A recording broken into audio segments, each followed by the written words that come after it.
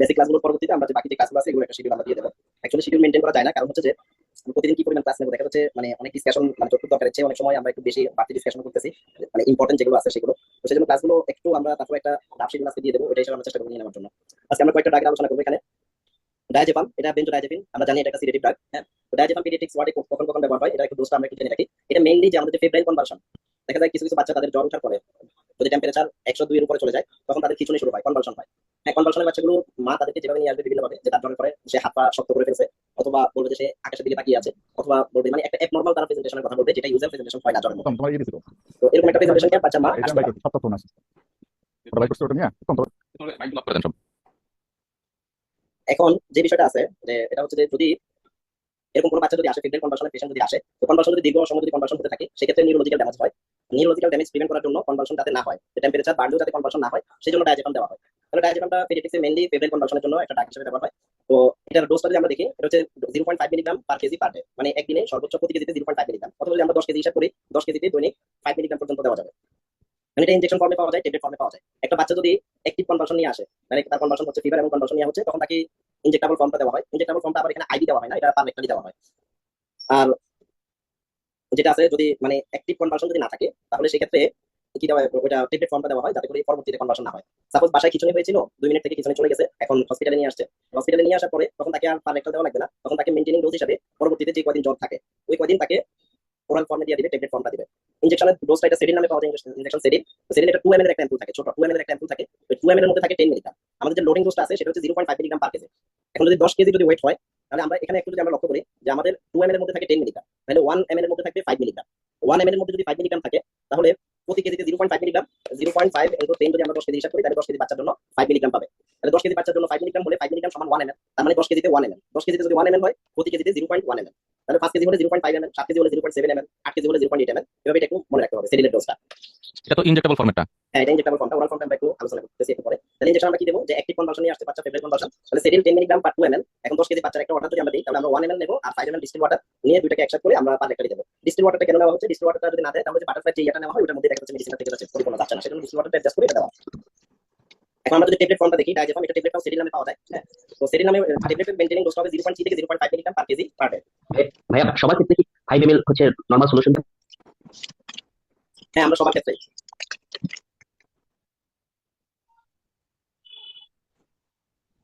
তাহলে আমাদের যে ট্যাবলেট ফর্মে যেটা আছে সেটা হচ্ছে 0.3 থেকে 0.5 মিলিগ্রাম, তাহলে 5 মিলিগ্রাম দ্বারা মনে রাখতে পারেন। যদি 5 মিলিগ্রাম দ্বারা আমরা দিই তাহলে ট্যাবলেটটা 5 মিলিগ্রামের ট্যাবলেট পাওয়া যায়। তাহলে 10 কেজির একটা বাচ্চাকে আপনি 5 মিলিগ্রাম দিবেন একদিনে, তাহলে এটা আপনি মানে সকালে অর্ধেক রাত্রে অর্ধেক দিতে পারেন, হাফ জিরো হাফ করে আপনি দিবেন, বাচ্চার মাকে একটু বুঝে দিতে হবে। হ্যাঁ, বয়স যদি 6-7 মাসও হয়, 8 মাসও হয়, সেক্ষেত্রে আপনার এই ট্যাবলেট সেরিনটা আপনি দিতে পারবেন, মানে যাদের ফেব্রাইল কনভার্সন হবে তাদের ক্ষেত্রে এটা দেওয়া যাবে। এবং ডোজটা মেইনটেইন করতে বলবেন যে এতটুকু দেবেন।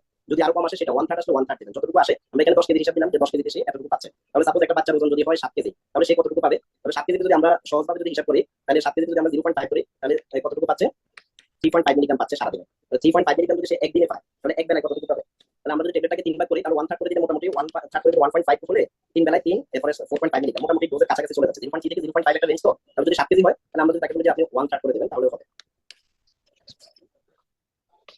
এখন এখানে কয়েকটা বিষয় একটু মনে রাখবেন, এটা ডোজটা আপনারা জানেন, সবাই জানেন। যে বিষয়গুলো একটু মনে রাখবেন, যে কোনো বাচ্চার যদি ফেব্রাইল কনভার্সন হয়, বাচ্চা মা যদি নিয়ে আসে, তাদেরকে কয়েকটা বিষয় একটু কাউন্সেলিং করা লাগে। কাউন্সেলিং যে বিষয়টা করতে হবে সেটা হচ্ছে যে কোনো বাচ্চার যদি কোনো একবার যদি জ্বরের সাথে খিচুনি আসে, ফেব্রাইল কনভার্সন যদি কারো একবার হয়, এবং এটা যদি আদার্স কোনো সেকেন্ডারি কজ না থাকে, কনভার্সন আরো যেসব কারণে হয়ে থাকে, যদি ওই ধরনের কোনো কজ না থাকে, যেমন এপিলেপসি না থাকে, কোনো ইনফেকশন না থাকে, হাইপোগ্লাইসেমিয়া না থাকে, মেনিনজাইটিস না থাকে, অথবা এনকেফালাইটিস না থাকে, এরকম যদি সেকেন্ডারি কোনো কজ নাই, শুধুমাত্র জ্বর থেকে তার কনভার্সন হলো, যদি এরকম হয় তাহলে তাদের বয়স মোটামুটি 7-8 বছর পর্যন্ত তাদের এটা রিপিট হতে পারে, কনভার্সনটা তাদের রিপিট হতে পারে, পরবর্তীতে আবার হতে পারে, রিকারেন্স হতে পারে। তো এই রিকারেন্স কনভার্সন প্রিভেন্ট করার জন্য বাচ্চার মাকে যেটা আপনি কাউন্সেলিং করে দিতে হবে সেটা হচ্ছে যে একবার যদি ফার্স্ট টাইম যদি আসে, যে বাচ্চার এখন তো আপনার যে বাচ্চার তাপমাত্রা বাড়ার সাথে আপনার কিছু হয়েছে, এটা ভবিষ্যতে তার এমন হতে পারে, সেই জন্য আপনি একটা থার্মোমিটার কিনে রাখবেন। যদি কখনো দেখেন যে তার জ্বর উঠছে এবং টেম্পারেচার বেড়ে যাচ্ছে, তখন আপনি তাকে সেটিল ট্যাবলেটটা আপনার কাছে রাখবেন, সেটিল ট্যাবলেটটা খাওয়াবেন। এটা আগে এই জিনিসটা বলা হতো, কিন্তু এখন যে ফিভারের যে ভ্যারিয়েন্ট গুলো চেঞ্জ হচ্ছে, ভাইরাল ফিভার আমরা যদি বলি, ফ্লু জনিত যে ফিভার গুলো আছে, সবগুলো ফিভারের এখন যে আগে যে ধরনের বৈশিষ্ট্য নিয়ে জ্বরগুলো দেখা দিত, এখন এটা টোটালি চেঞ্জ।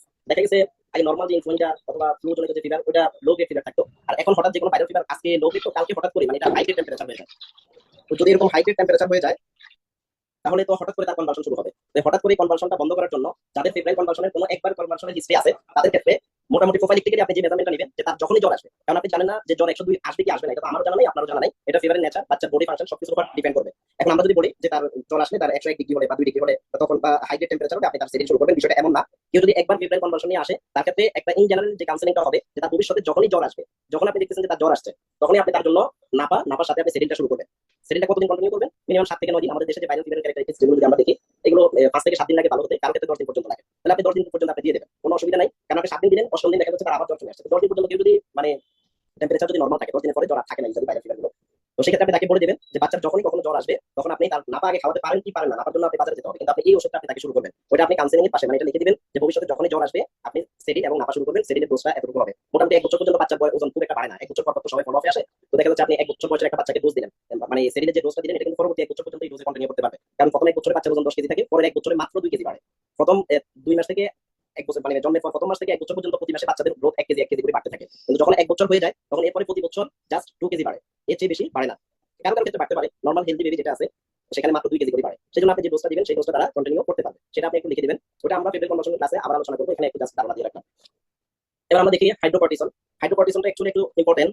অনেক ভাই সময় ছোট বাচ্চাদের ক্ষেত্রে মানে সেভেন ট্যাবলেটটা কিভাবে খাবে যারা 1 বছরের বাচ্চা?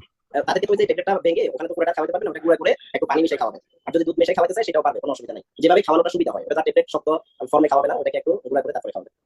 এটা তো কোনো এজ লিমিটেশন নাই যে না এত মাস বয়সের নিচে খাওয়ানো যাবে না বা এত মাস বয়সের পর থেকে খাওয়াতে হবে এরকম? না না, কোনো এজ লিমিটেশন নেই এটা। এবার আসি আমরা হাইড্রোকর্টিসন। এক্ষেত্রে ক্লোবাজামের কোনো ভূমিকা আছে? যে ক্লোনাজেপাম, এক্ষেত্রে ক্লোবাজামের কোনো ভূমিকা? বোঝা যাচ্ছে না কথাটা, সাউন্ডটা ক্লিয়ার। আমি বলছি স্যার, উনি এক্ষেত্রে বলতে চাচ্ছেন ক্লোবাজাম ট্যাবলেট। একটু আমাদের যে এখানে মেসেজ আছে ওখানে একটু লিখে দেন, হ্যাঁ কথা ক্লিয়ার আসতেছে না, আপনাদের একটা সাউন্ড আসতেছে। স্যার অনেক ক্ষেত্রে দেখা যায় মানে আমি প্রেসক্রিপশন পেয়েছিলাম যে সিনিয়র স্যার হচ্ছে ক্লোবাজাম মানে ক্লোব নামে ওটা প্র্যাকটিস করেন নাকি ডাইজিবামের জায়গায়? না, এখনো পর্যন্ত ফার্স্ট লাইনটা হচ্ছে ডায়াজেপাম, তো যতক্ষণ ফার্স্ট লাইন ডায়াজেপাম থাকবে আমরা অন্যগুলো অ্যাভয়েড করবো। আচ্ছা ঠিক আছে স্যার।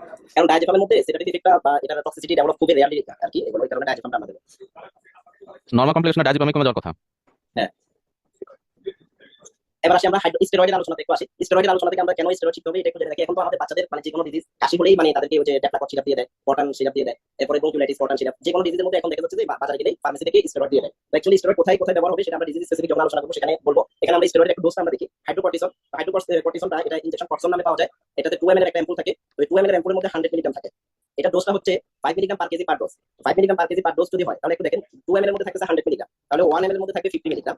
1 ml এ যদি 50 মিলিগ্রাম থাকে তাহলে আমার 10 কেজির জন্য পাবে 1 ml, কারণ কেজিতে হচ্ছে 5 মিলিগ্রাম। তো কেজিতে যদি 5 মিলিগ্রাম হয় তাহলে 10 কেজিতে 50 মিলিগ্রাম, 50 মিলিগ্রাম মানে 1 ml। তো আপনি তো আর সেখানে ইয়ে করে দিবেন না, জাস্ট এমএলটা মনে রাখবেন যে প্রতি কেজিতে 0.1 ml এর মতো। একটু লক্ষ্য করেন যে আমাদের যে ডায়াজেপামটা এটা প্রতি কেজিতে 0.1 ml, আর ডায়াজেপামের পরে হাইড্রোকর্টিসনটাও এটাও প্রতি কেজিতে 0.1 ml। এগুলো একটু একসাথে লিখে রাখবেন তাহলে মনে থাকবে সবগুলো যে হাইড্রোকর্টিসন আমার প্রতি কেজির জন্য 0.1 ml। আবার আমরা কালকে এমএসটেট পড়ছি, এমএসটেটের মধ্যে বলছি 0.075 ml, অথবা যদি একটু বাড়াই দেন সেক্ষেত্রে 0.1 ml দিয়েও মনে রাখতে পারেন এমএসটেট ইনজেক্টেবল ফর্মটা। এগুলো ব্যবহার হয় কারো ক্ষেত্রে suppose anaphylactic reaction acute urticaria develop করলো, ওই ক্ষেত্রে দেখা যাচ্ছে হাইড্রোকর্টিসন দিলেন, যে বাচ্চা মা বাচ্চাকে নিয়ে আসলো সকালবেলা খেলতে বের হলো, বাগানে গেল, তার পুরো শরীর চাকা চাকা হয়ে গেল, হ্যাঁ আর্টিকেরিয়া র্যাশ নিয়ে আসছে পুরো, তখন ওই ক্ষেত্রে দেখা যায় একটা হাইড্রোকর্টিসন ইনজেকশন আপনি দিয়ে দিলেন, এরপর মেইনটেনিং ডোজে ওরাল ফর্মে কয়েকদিনের জন্য আপনি কটন সিরাপ দিয়ে দিলেন আর অ্যান্টিহিস্টামিন দিয়ে দিলেন, ঠিক হয়ে গেল। প্রেডনিসোলনের আমরা ডোজটা দেখি, প্রেডনিসোলন ওরাল ফর্মে ব্যবহার হয়, বাচ্চাদের জন্য সবচেয়ে বেশি ব্যবহার হয় এখন ডেপ্লাজাকট। হ্যাঁ, ডেপ্লাজাকটের সেফটিটা প্রেডনিসোলনের তুলনায় একটু বেশি, সেই কারণে বাচ্চাদের ক্ষেত্রে ডেপ্লাজাকটটাকে চয়েস করা হয়।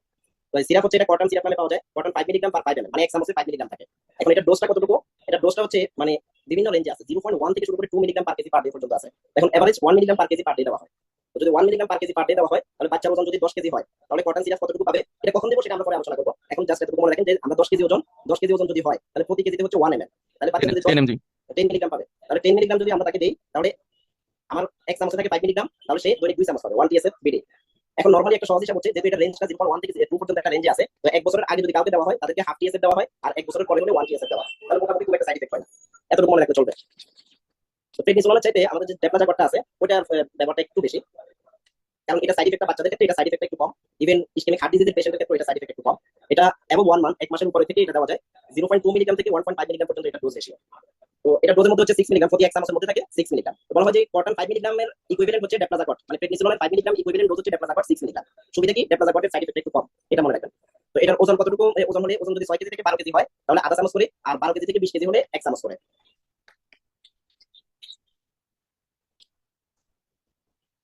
এখন আসি আমরা এনএসআইডি ক্ষেত্রে, বাচ্চাদের ক্ষেত্রে ভাইয়া জি বলেন। ভাইয়া ডেপনাজাকর এখানে কি কোনো পেপার করার কোনো কিছু লাগবে, বা কয়দিন পর্যন্ত ডোজ দিতে পারবো?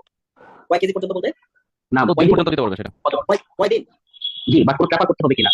না, স্টেরয়েড ট্যাপারিং এর কথা জিজ্ঞেস করছেন। স্টেরয়েড নরমালি 14 দিনের উপরে যদি যায় তাহলে 10 থেকে 14 দিনকে বলা হয় শর্ট কোর্স। হ্যাঁ, তো দেখা যাচ্ছে জি মোটামুটি যদি 7 থেকে 14 দিন আপনি কাউকে দেন সেক্ষেত্রে ট্যাপারিং না করলেও হয়। কিন্তু এখন অলওয়েজ বর্তমানে কারেন্ট গাইডলাইন গুলো বলে যে কারো ক্ষেত্রে দেখা যাচ্ছে 7 দিনের পরে গেলেও ট্যাপার করা লাগে। সেজন্য আপনি যেটা করবেন, যদি সর্বোচ্চ 7 দিন দেন তাহলে কোনো ট্যাপার করা লাগবে না। 7 দিনের বেশি যদি দেওয়া হয় আর যদি ফ্রিকোয়েন্ট ডোজ দেওয়া হয়, অনেক বেশি পরিমাণ দেওয়া হয়, সেক্ষেত্রে 7 দিনের বেশি একটু ট্যাপারিং করে দেবেন। Thank you. আর যদি লো ডোজে দেন, একটা ডোজ আছে ফিজিওলজিক্যাল ডোজ। ফিজিওলজিক্যাল ডোজটা হচ্ছে যেমন একটা 60 কেজি মানুষের জন্য প্রতিদিন 7.5 মিলিগ্রাম হচ্ছে ফিজিওলজিক্যাল ডোজ। তো যদি কাউকে আপনি ফিজিওলজিক্যাল ডোজে দেন সেক্ষেত্রে কোনো ট্যাপারিং করা লাগবে না।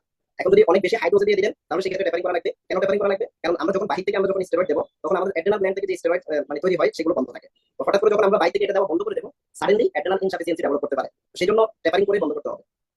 এক্ষেত্রে ট্যাপারিংটা কেমন আসতে পারে ডোজ হিসেবে? ট্যাপারিং এর ক্ষেত্রে সবসময় আমরা যে ডোজটা দেবো প্রথমে ওটাকে হাফ করে ফেলবো। হাফ করার পরে সাপোজ আমি 7 দিন দিলাম 1 চামচ করে।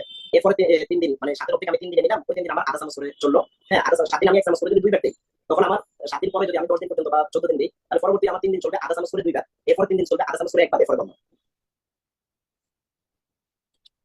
এখন একটা কোশ্চেন ছিল। জি আমার হসপিটালের মধ্যে অনেক মানে উপজেলা হেলথ কমপ্লেক্সে তো অনেক সময় কর্সন সাপ্লাই থাকে না, ডেক্সামেথাসন সাপ্লাই থাকে। তো সেক্ষেত্রে হচ্ছে আমার ডেক্সামেথাসন সাপ্লাই দিতে হয় আর কি। তো আমি অন এভারেজ 1/3 এমপুল বা হাফ এমপুল বা 1 এমপুল এভাবে দিই আর কি। এটা সম্পর্কে একটু সঠিক আইডিয়া দিচ্ছি। ডেক্সামেথাসন মানে আপনার এখানে ইয়া নাই, ডেক্সামেথাসন আমাদের যে স্টোরেজ যেটা আছে এটা হচ্ছে ইকুইভ্যালেন্ট ডোজটা জানতে হবে। যদি আমরা ইকুইভ্যালেন্ট ডোজটা জানি তাহলে সেক্ষেত্রে আমাদের কোনো সমস্যা হবে না। এখন আমাদের যে ইয়েটা আছে, যেমন প্রেডনিসোলন 6 মিলিগ্রাম সমান হচ্ছে ডেক্সামেথাসন 1 মিলিগ্রাম। আমরা যে কটন প্রেডনিসোলনের ইয়া আর যেটা আছে কটসনের কথা, যদি আমরা কটসনের কথা যদি চিন্তা করি, আমরা নরমালি আমাদের ইকুইভ্যালেন্ট ডোজটা হিসাব করা হয় প্রেডনিসোলন দিয়ে। তো প্রেডনিসোলন 6 মিলিগ্রাম এটা সমান সমান হচ্ছে 1 মিলিগ্রাম অফ ডেক্সামেথাসন। জি, আর যদি আমরা ইয়ার কথা চিন্তা করি, প্রেডিকশন কত ভাইয়া? প্রেডনিসোলন 6 মিলিগ্রাম মানে প্রেডনিসোলনের চাইতে আমার ডেক্সামেথাসন 6 টাইম পাওয়ারফুল, এতটুকু একটু মনে রাখবেন।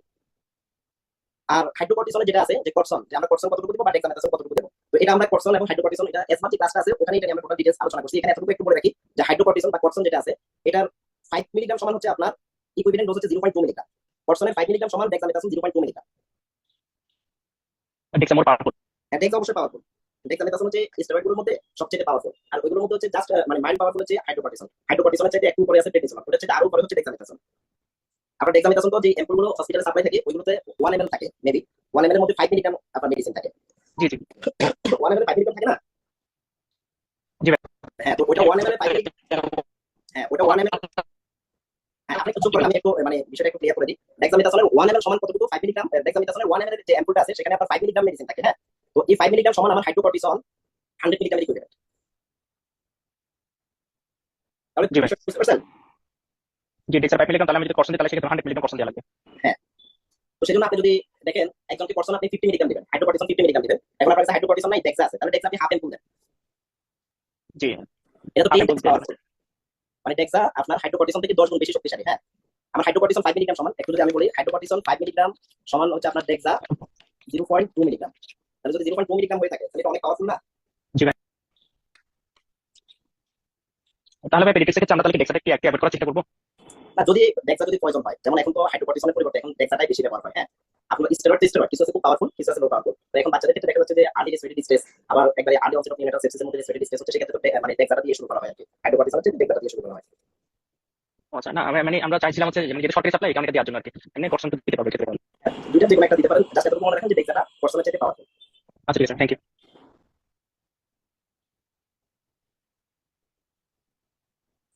আমি 10 গুণ বলছি, 10 গুণ না, 20 গুণ বেশি পাওয়ারফুল এটা।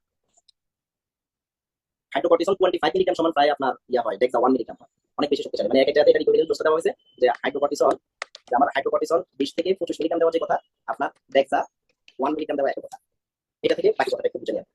আর কোনো প্রশ্ন আছে? এটা এটা ক্লিয়ার এটা? জি ভাই, আমার ক্লিয়ার হয়েছে ভাই।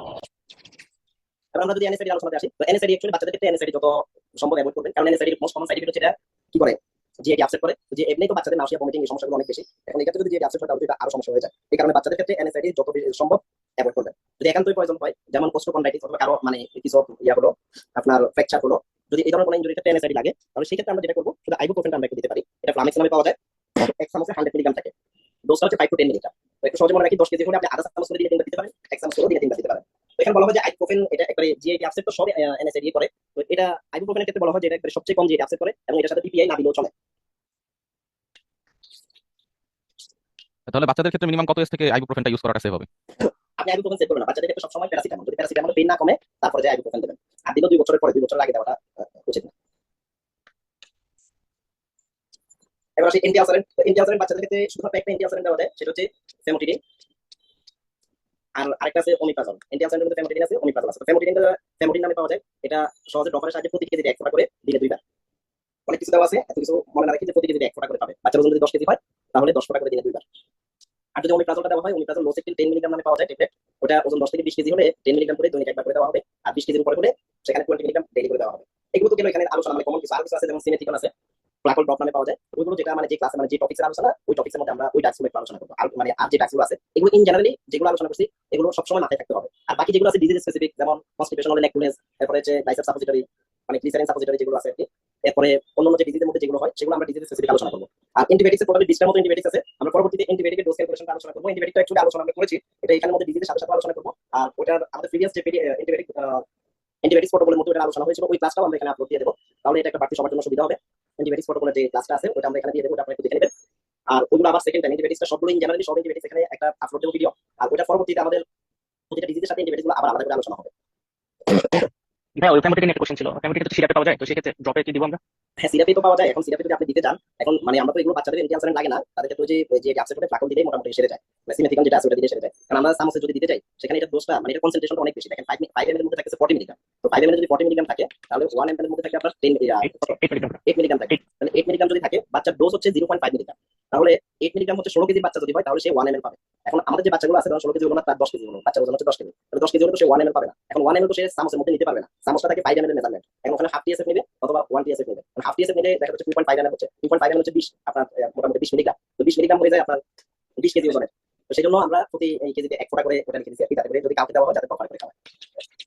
আচ্ছা, ঠিক আছে।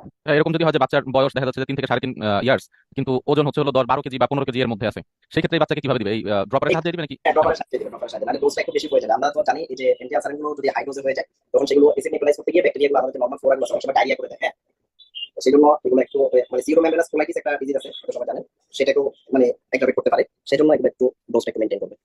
আর ভাই লাগে আরেকটা কথা, প্রথমত যেটা লাগে না, এগুলো খুব একটা ব্যবহার হয় না, আর হলে একটু কম করে করবেন এটা। আরেকটা কোশ্চেন, সেটা হচ্ছে হলো এই যে 1 ফোঁটা করে যে ভাই দিনে 2 বার, মানে 2 বেলা করে যে এখানে দেওয়া হচ্ছে, ধরেন একটু বয়স যাদের বেশি তাদের ক্ষেত্রেও, তাহলে সেই ক্ষেত্রেও যদি 1 ফোঁটা করে মানে 2 বারের এই হিসাবে যদি 2 বার না হয়, তাদের একটু মানে এই হিসাবটাই যদি 1 বার করে দেওয়া হয় রাত্রেবেলা, তাহলে কি কোনো সমস্যা হবে? মানে তার ডোজটা ঠিক রাখা রাত্রেবেলা শুধু চললো। না, কোনো সমস্যা নেই। ভাই একটা কোয়েশ্চন ছিল। জি বলে। প্রথম লেকচারে সিরাপ, ইলেকট্রিক সিরাপ, ড্রপ এগুলো কিভাবে দেবো? আপনার কোশ্চেনটা বুঝে নেই, সাউন্ডটা ক্লিয়ার আসে না, একটু আবার বলবেন কাইন্ডলি। বলছি প্যারাসিটামলের ডোজ আপনি প্রথম ক্লাসটা একটু দেখেন, আপনি প্রথম ক্লাসটা এবং সাপোজিটরি ক্ষেত্রে আলাদা। আপনি প্রথম ক্লাসটা মিস করছেন। ইনজেকশন ফর্ম না, আমি দেখেছি এটা, আমি পুরোটা দেখেছি, ওখানে ইনজেকশন ফর্মটা মিস হয়েছে। ইনজেকশন ফর্মটা কিভাবে দেবো প্যারাসিটামল? ও প্যারাসিটামল ইনজেকশন ফর্মটা আমরা ফিভার যে ডিজিজ আছে ফিভারের মধ্যে আলোচনা করব। মানে ডিজিজ আলোচনা করবেন, তাহলে ঠিক আছে, ঠিক আছে ভাই, হ্যাঁ, ঠিক আছে। যে আমরা ইনজেকশন ফর্ম কখন দিব এটা আমরা ডিজিজে আলোচনা করব। জি ঠিক আছে, তাহলে ইনশাআল্লাহ ডোজটা সেম। হ্যাঁ, এটা আমরা ডিজিজে আলোচনা করব, কাতে আমরা দেব ডোজ সেম। ওকে ভাই, ঠিক আছে। অ্যাকচুয়ালি আমি একটু অসুস্থ, আপনারা একটু দোয়া করবেন আল্লাহ যেন সুস্থ করে দেয়। আমিন। ওকে ভাই, আলহামদুলিল্লাহ। আপনার কাছে দোয়া করছি আপনি সুস্থ হয়ে যান তাড়াতাড়ি। ইনশাআল্লাহ ক্লাস এখানে শেষ করতেছি। আসসালামু আলাইকুম। ওয়ালাইকুম আসসালাম।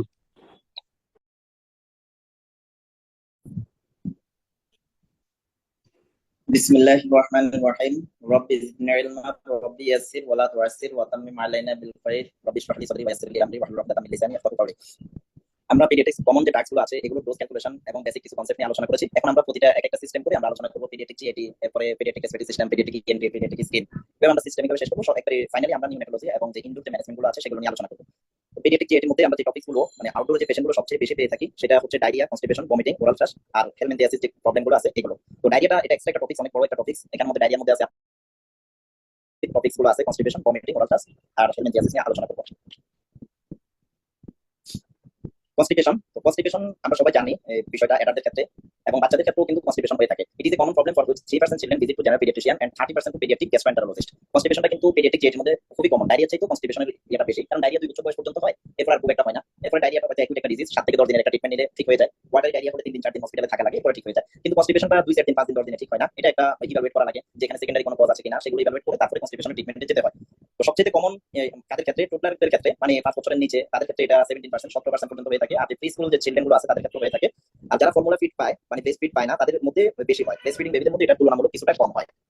কনস্টিপেশনের বিষয়ে আলোচনা করার আগে আমরা এখানে কমন কয়েকটা বিষয় একটু জেনে রাখবো, যেটা আপনারা মানে হামেশা সবসময় এই প্রশ্নগুলোর সম্মুখীন হবেন ওপিডিতে। হ্যাঁ, প্রথমে একটা বিষয় জেনে রাখি, এটা নিউরোলজিতে আরেকটু আলোচনা হবে। একটা বাচ্চা যখন জন্মগ্রহণ করবে তাহলে জন্মের প্রথম 24 ঘন্টার মধ্যে বাচ্চার একবার বাউল পাস করতে হবে। নরমালি বাচ্চাটা হেলদি আছে কিনা, তার জিএট একটা ইনটেক আছে কিনা, সঠিক আছে কিনা, তার কোনো কনজেনিটাল ম্যালফরমেশন নাই বা হাসব্যান্ড ডিজিজ এই ধরনের কোনো ডিজিজ নাই, এগুলো এক্সক্লুড করার জন্য যে বিষয়টা দরকার, বাচ্চা জন্মের প্রথম 24 ঘন্টার ভিতরে একবার বাউল পাস করবে, যেটাকে আমরা মিকোনিয়াম বলে থাকি। হ্যাঁ, বাচ্চা যদি একবার মিকোনিয়াম পাস করে তাহলে বাচ্চাটা মোটামুটি হেলদি। 24 ঘন্টার মধ্যে একটা বাচ্চা যদি একবারও যদি বাউল পাস না করে এবং বাচ্চার অ্যানাল ক্যানেলটা ঠিক আছে, আপনি দেখবেন বাচ্চা 24 ঘন্টা বাউল পাস করে নাই। এখন গ্রাম অঞ্চলে যখন বাসায় ডেলিভারি হয় তখন তারা তো সবকিছু চেক করে না যে বাচ্চার অ্যানাল ক্যানেল ঠিক আছে কিনা। হসপিটালে হলে তো জেনারেল এক্সামিনেশনের মধ্যে বাচ্চার একবারই মাথা থেকে পা পর্যন্ত সবকিছু একবার চেক করে নেওয়া হয়। তো যদি এগুলো একটা বাচ্চা বাসায় বাড়িতে জন্মগ্রহণ করছে, এখন তার পায়খানা হচ্ছে না, 24 ঘন্টা চলে গেল, আপনার কাছে নিয়ে আসলো, আপনি দেখবেন যে তার অ্যানাল ক্যানেলটা আছে কিনা, ঠিক আছে কিনা, পারফোরেটেড কিনা। হ্যাঁ, অনেক সময় থাকে কি অ্যানাল ক্যানেলটা মানে ম্যালফরমেশন থাকে, তো সেক্ষেত্রে বাউল পাস করে না, তখন তো বাচ্চাকে মানে পেডিয়াট্রিক সার্জনের কাছে রেফার করতে হবে। এখন আপনি দেখলেন যে বাচ্চার অ্যানাল ক্যানেলটা ঠিক আছে, কিন্তু তারপরে বাচ্চা 24 ঘন্টা হয়ে গেছে এখনো বাউল পাস করে নাই, বাচ্চা কান্নাকাটি করতেছে বা বাচ্চাকে দেখতে মানে ইল লুকিং দেখা যাচ্ছে, তো সেক্ষেত্রে আপনি যেটা করবেন, একটা রিসার্চ সাপোজিটরি মানে 1.15 গ্রামের একটা সাপোজিটরি বাচ্চাকে আপনি দিবেন। দেওয়ার পরে আপনি দেখুন যে বাচ্চা বাউল পাস করে কিনা। যদি দেখেন যে না, দিলেন 6 ঘন্টা 8 ঘন্টা হয়ে গেল, এখন বাচ্চা বাউল পাস করে নাই, তাহলে আপনার কাজ এখানে শেষ, বাচ্চাকে একদম পেডিয়াট্রিক গ্যাস্ট্রোএন্টারোলজিস্টের কাছে রেফার করে দিবেন। এটা একটা বিষয় গেল। এখন আমরা আরেকটা বিষয় জানবো যে ব্রেস্ট ফিডিং বেবিদের ক্ষেত্রে জন্মের পরে মিকোনিয়াম পাস করা মানে হচ্ছে বাচ্চাটা হেলদি, মানে বাচ্চার হেলদি ওয়েল জিএট, তার জিএট ভালো আছে, তার তেমন কোনো সমস্যা নাই। এখন ফার্স্ট মিকোনিয়াম পাস করার পরে এরপরে বাচ্চা যদি 5-7 দিনও পায়খানা না হয়, এসব নিয়ে চিন্তা করার কোনো দরকার নেই। জন্মের পর প্রথম 6 মাস পর্যন্ত বাচ্চার 5 থেকে 6 দিন পর পর একবারও যদি পায়খানা হয়, এটা নরমাল। সে যদি একবার বাউল পাস করে তাহলে এটাকে কনস্টিপেশনের ট্রিটমেন্ট, তাকে অ্যাবোলা লেকটুলোজ এই ধরনের কোনো সিরাপ দেওয়ার কোনো দরকার নাই। এখানে বিষয়টা হবে কি, আপনি চেম্বারে বসা আছেন, বাচ্চা মা বাচ্চাকে নিয়ে আসবে, কি সমস্যা, বয়স কত জিজ্ঞাসা করবেন, বলবে যে বয়স 4 মাস, সমস্যা কি, বা 2 মাস 3 মাসের বাচ্চাগুলো একটু বেশি আসে এইসব ক্ষেত্রে, যে সে কত 4 দিন 5 দিন পটি করতেছে না, এভাবে তারা বলবে। হ্যাঁ, তো আপনি যে বিষয়টা করবেন এখানে এক্সক্লুড করবেন, সেটা হচ্ছে আপনি জিজ্ঞাসা করবেন যে বাচ্চার ইউরিন পাস কি ঠিক আছে কিনা, ইউরিন আউটপুট ঠিক আছে কিনা। যদি ইউরিন আউটপুট মোর দেন 6 টাইমস ডেইলি হয়ে থাকে, জিজ্ঞেস করবেন যে বাচ্চা ঠিকমতো দুধ খায়, তখন যদি বলে হ্যাঁ বাচ্চা দুধ খায়, কোনো অসুবিধা হয় না, বাচ্চা মানে প্লেফুল থাকে, মানে হাসি খুশি থাকে, হ্যাঁ থাকে, বাচ্চা নজর দিল। এরপরে বাচ্চা কয়বার প্রস্রাব করে দিনে, বলবে যে অনেকবার প্রস্রাব করে। মহিলারা সাধারণত বাচ্চার নানি দাদি তারা নিয়ে আসে, জিজ্ঞেস করবেন যে সে কয়বার প্রস্রাব করে, তখন বলবে সে সারাদিন প্রস্রাব করে, তবে পায়খানা করে না।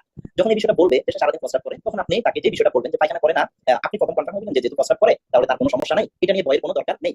এখন বাচ্চার মাকে আপনি কাউন্সেলিং করতে হবে, কারণ তারা তো ভয় পাচ্ছে যে বাচ্চা না কোনো সমস্যা হলো, পায়খানা করতেছে না কেন। হ্যাঁ, তখন যে বিষয়টা আছে, আপনি বাচ্চার মাকে কয়েকটা বিষয় কাউন্সেলিং করবেন। প্রথম কাউন্সেলিং হচ্ছে যে বাচ্চা তো বুকে দুধ পাচ্ছে, হ্যাঁ, তো আপনার দুধটা যেটা, এটা তো লিকুইড, এখানের মধ্যে সবগুলোই তো পানি, তো যতটুকু দরকার এতটুকু তার শরীরে, মানে যতটুকু তার শরীরে এনার্জির জন্য দরকার, সেটা শরীরে এনার্জি হিসেবে ইউটিলাইজ হচ্ছে, আর বাকি যেটা সেটা তো প্রস্তাব দিয়ে বের হয়ে যাচ্ছে। তো তাকে তো আপনি ভাত খাওয়ার নাই, মাছ খাওয়ার নাই, মাংস খাওয়ার নাই, তাহলে পায়খানা নিয়ে আপনার চিন্তা করার কোনো দরকার নাই। যখন আপনি এই লজিক্যাল এক্সপ্লেনেশনটা দিয়ে দেবেন, তখন তারা মোটামুটি তারা এই ক্ষেত্রে একটু মানে তারা দুশ্চিন্তা মুক্ত হয়ে যাবে, না ঠিক আছে এখানে ভয়ের কোনো দরকার নাই। এই বিষয়টা একটু তাকে কাউন্সেলিং করে দিতে হবে যে আপনি খাওয়াচ্ছেন পানি, বের হচ্ছে পানি, ইউরিন পাস হচ্ছে, প্রস্তাব বের হচ্ছে, তার মানে আপনার বাচ্চাটা সুস্থ আছে, আপনার চিন্তার কোনো দরকার নাই। আর কয়েকটা বিষয় এখানে আপনি যেটা করবেন সেটা হচ্ছে বাচ্চাদেরকে আরেকটা করতে পারেন যে গরম শেক দেওয়ার কথা বলতে পারেন, যে একটা কাপড় গরম করে যদি পেটের উপর রাখে, তাহলে ওই ক্ষেত্রে বাচ্চা 2-3 দিন পর মানে ফার্স্ট ইনিশিয়ালি এটা করলে বাচ্চা পায়খানা হবে, কোনো অসুবিধা হবে না। ওইটা একটা আপনি তাদেরকে বলে দিতে পারেন যে আপনি একটু গরম শেক দেবেন, হ্যাঁ, একটা কাপড় গরম করে ওইটা দিয়ে একটু শেক দেবেন, তাতে বাচ্চা পায়খানা হবে, এটা একটা বিষয়। আপনি আসলে বলবেন যে বাচ্চা মোড়ামুড়ি করে, সে মনে হচ্ছে পেটটা ফুলে যাচ্ছে, এরকম আসলে কিন্তু সবকিছু স্বাভাবিক। তো তাদের ক্ষেত্রে আপনি যেটা করবেন যে তাদেরকে জাস্ট একটু মানে যেহেতু হসপিটাল পর্যন্ত সে চলে আসছে, আপনি একবারই কিছুই দিলেন না, এমনি ছেড়ে দিলেন, তারপর হবে না, বলবে যে কি ডাক্তার মনে কিছু জানে না, আমাদের ইয়া করে দিয়েছে।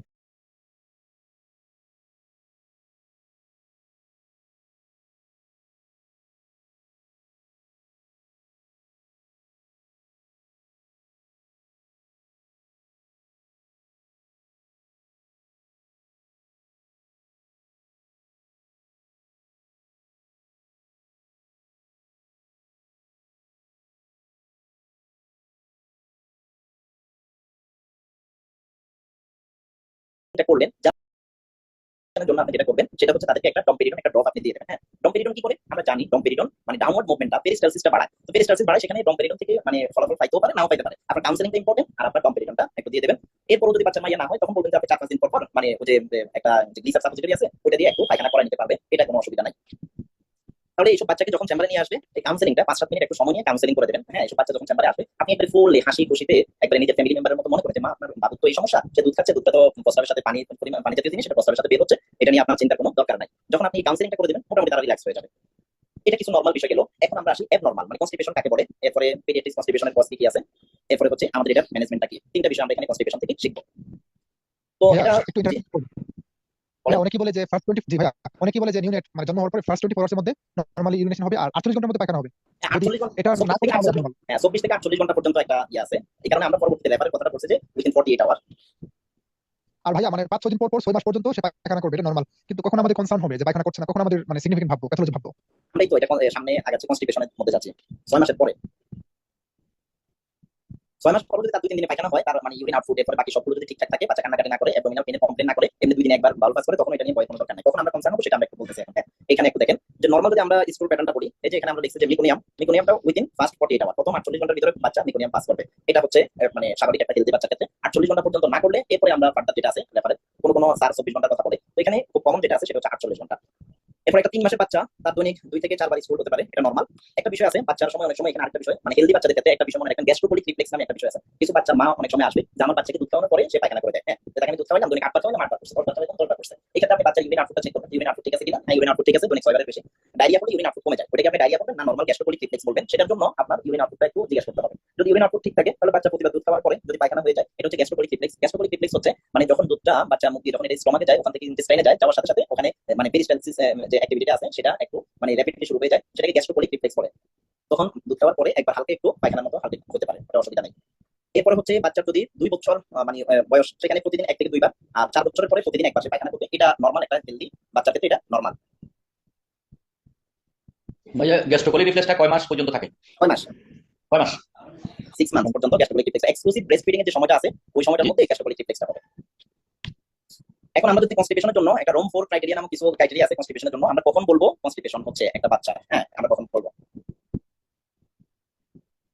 যদি বয়স নরমালি 4 বছরের বেশি। হ্যাঁ, 4 বছরের আগেও যদি কনস্টিপেশন হতে পারে, মানে 6 মাসের পরে হতে পারে। ইউজুয়ালি 2 বছরের নিচে কনস্টিপেশন খুব একটা হয় না, 2 বছরের পরে, কারণ 2 বছর পর্যন্ত তো বাচ্চারা মায়ের দুধ দেখায়, তো তাদের ক্ষেত্রে কনস্টিপেশন খুব একটা দেখা যায় না। আর তাদের যে খিচুড়ি বা আদার্স যে ফর্মুলা ডায়েটগুলো আছে ওগুলো যদি মানে 4:1:1 হিসেবে যদি নেওয়া হয়, তাহলে সেক্ষেত্রে কোনো সমস্যা হয় না, কনস্টিপেশন দেখা যায় না। কনস্টিপেশন তো অ্যাডাল্টদের ক্ষেত্রে যেমন এক্সেসিভ প্রোটিন ইনটেক করলে এবং লো ডায়েটারি ফাইবার হলে অ্যাডাল্টদের ক্ষেত্রে কনস্টিপেশন হয়, ঠিক বাচ্চাদের ক্ষেত্রে যদি শুধুমাত্র প্রোটিন খাওয়ালো, শুধু তাকে একটা ডিম খাওয়ালো কিন্তু সাথে আর কিছু খাওয়ালো না, তাহলে সেক্ষেত্রে বাচ্চাদেরও কনস্টিপেশন হতে পারে। এখন এখানে আমাদের যেটা আছে কনস্টিপেশনের যে রোম 4 ক্রাইটেরিয়াটা, সেখানে হচ্ছে বাচ্চার বয়স হবে 4 বছরের বেশি। এসব বাচ্চার ক্ষেত্রে যদি আমরা নিচে মানে কয়েকটা ক্রাইটেরিয়া দিছি, এসব ক্রাইটেরিয়া থেকে যদি 2টা ক্রাইটেরিয়া আমরা পাই, এটা মোর দ্যান 1 মান্থ। এরপর হচ্ছে occurring at least once per week, মানে প্রতি সপ্তাহে একবার 1 মাস পর্যন্ত। এই যে কয়েকটা ক্রাইটেরিয়া 6টা ক্রাইটেরিয়া দিছে, এগুলো থেকে যদি কোনো একটা হয়, 2টার বেশি ক্রাইটেরিয়া থাকে 1 মাস পর্যন্ত, তখন সেটাকে আমরা প্যাথোলজিক্যাল কনস্টিপেশন বলবো। 1 মাসের বেশি যদি নিম্নের যে ক্রাইটেরিয়াগুলো আছে এগুলো থেকে কোনো 2টা ক্রাইটেরিয়া, 2 বা ততোধিক ক্রাইটেরিয়া প্রতি সপ্তাহে একবার 1 মাসের বেশি যদি হয়, তখন সেটাকে আমরা কনস্টিপেশন বলবো। সেটা সমস্যা। এখন কি আছে এখানে, 1 নাম্বার যে passing of school 2 or less than 2 times in a week, সপ্তাহে তার 2 বারের কম পায়খানা হচ্ছে। হ্যাঁ, দেখা গেছে প্রতি 4 দিন পরে একবার হয়, তাহলে ক্রাইটেরিয়া মিলে যাবে। 2 দিন পরে একবার হচ্ছে, সপ্তাহে 3 বার হচ্ছে, কোনো সমস্যা নাই। বাচ্চা কান্নাকাটিও করে না, পেট ব্যথাও নাই, এবং হওয়ার সময় খুব শক্ত হচ্ছে না, স্বাভাবিক পায়খানা হচ্ছে, বাট 2 দিন পর পর হয়, ওটাতে তেমন সমস্যা নিয়ে এত কনসার্ন হওয়ার কিছু নেই। এরপরে faecal incontinence 1 or more in a week, painful defecation or hard bowel movement. এখন বাচ্চা দেখা যাচ্ছে সপ্তাহে 2 বারের বেশি হচ্ছে, কিন্তু যখনই হচ্ছে তখন পেইনফুল হচ্ছে। হ্যাঁ, অথবা প্রতিদিনই হচ্ছে বাট এটা পেইনফুল হচ্ছে, বাচ্চা খুব কষ্ট হচ্ছে, বাচ্চা কান্নাকাটি করতেছে, বাচ্চা পায়খানা করতে মানে বাচ্চাকে পায়খানার জন্য বললে সে সেখানে ভয় পায়, দেখা যায় না, বাচ্চা পায়খানা করতে ভয় পায়, হঠাৎ করে তার ইনভলেন্টারি ভাবে তার যে ইয়ে আছে জামা কাপড় নষ্ট হয়ে যায়, যদি এরকম হয় সেটাও কনস্টিপেশনের মধ্যে হবে। এরপরে stool present in rectum evidence by palpable faecal mass in left ileum, DRE করে দেখলো, সেখানের মধ্যে অ্যাকচুয়ালি এসব ইনভেসিভ গুলো লাগে না। বাচ্চা যদি আগে থেকেই জানা গেল যে বাচ্চার আগে থেকেই নরমালি তার সবসময় নরমাল বাউল হ্যাবিট ছিল, এখন কত কিছুদিন হচ্ছে না, বাচ্চা মায়ের ক্লিনিক্যাল হিস্ট্রি থেকে আপনি ডায়াগনোসিসে যেতে পারবেন। প্লেন এক্সরে কথা আগে বলা হতো, কিন্তু রিসেন্ট যে গাইডলাইনগুলো আছে এগুলো এক্সরে করতে একটু নিষেধ করে, যে বাচ্চাদেরকে এত আর্লি এজের মধ্যে রেডিয়েশনের দিকে মানে না নেওয়ার কথা বলে, যেহেতু এটা ক্লিনিক্যালি ডায়াগনোসিস করা যায়। আর এটা ডায়াগনোসিস মানে করলেও আগে থেকে নরমাল ছিল, এখন তার কনস্টিপেশন হলো, এখন এটা এক্সরে করেও যে এখানে বাড়তি কোনো ট্রিটমেন্ট এখানে অ্যাড হবে না। হ্যাঁ, তো সেজন্য খুব একটা দরকার হয় না। এরপর হচ্ছে লার্জ ডায়ামিটার স্টুল, মানে টয়লেট পরে লার্জ ডায়ামিটার স্টুল হচ্ছে রিটেন্টিভ বিহেভিয়ার, মানে হচ্ছে বাচ্চা পায়খানা যেতে চায় না, মানে সে ভয় পায়। যদি এই ধরনের সমস্যাগুলো হয় তাহলে সেটাকে আমরা কি করবো, মানে ইয়ে করে নেবো, কনস্টিপেশন হিসেবে ডায়াগনোসিস করবো। ভাইয়া ফিক্যাল ইনকন্টিনেন্স কি?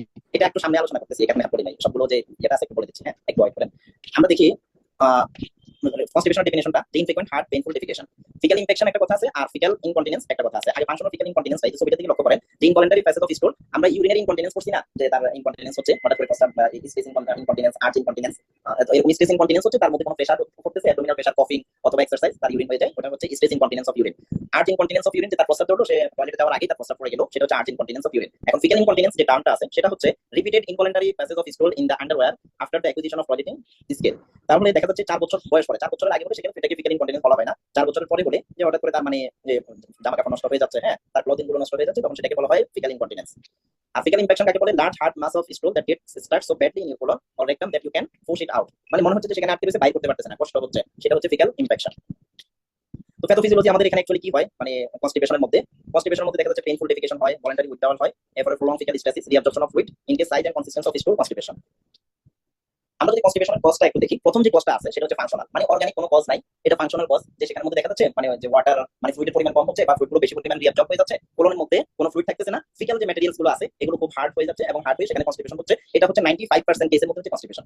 মানে প্রতি দেখা যাচ্ছে 10 জনের মধ্যে মোটামুটি 9 জনের বেশি, মানে 10 জনের কাছাকাছি, অনেক সময় দেখা যাচ্ছে 10 জনের ক্ষেত্রে ফাংশনাল। তাহলে যখন একটা বাচ্চা কনস্টিপেশন নিয়ে আসবে, সেক্ষেত্রে আমাদের সবসময় চিন্তা করবো যে এটা মেবি ফাংশনাল। আর অর্গানিক যেটা আছে সেটা কিন্তু খুব আর্লি এজে, হ্যাঁ নিউনেটের ক্ষেত্রে আপনি সেটা পেয়ে যাবেন। সেটার জন্য আমাদের যেটা আছে যেমন হাইপোথাইরয়েডিজম, তো হাইপোথাইরয়েডিজম আমাদের যে জিনিসটা করে, হাইপোথাইরয়েডিজমে